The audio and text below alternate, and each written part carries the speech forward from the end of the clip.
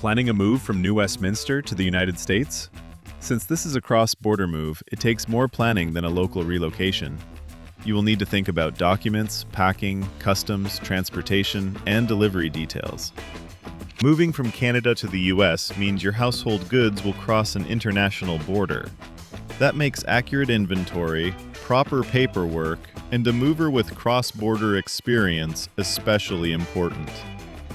The final cost can depend on your destination in the US, shipment size, home size, packing services, storage needs, insurance options, and access conditions at both pickup and delivery locations.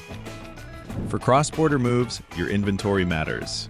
A clear list of household goods, item descriptions, and approximate values can help with customs paperwork and make the moving process more organized.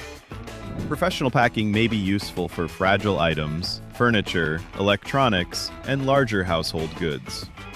To help manage costs, you can declutter early and pack simple personal items yourself when allowed. Customs requirements can vary depending on your destination, the items being moved, and your personal situation. Before moving day, ask what forms, identification, inventory details, and declarations may be needed. When choosing a mover, compare more than price.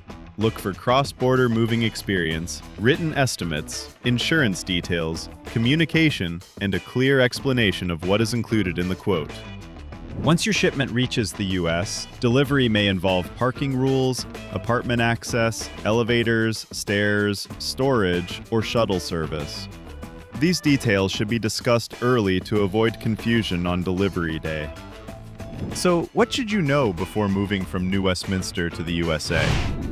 Plan early, prepare your inventory, understand customs paperwork, compare movers carefully, and choose services that fit your timeline and budget. For more helpful moving guides, visit 3movers at 3movers.com and read the full guide on New Westminster to USA movers and moving costs.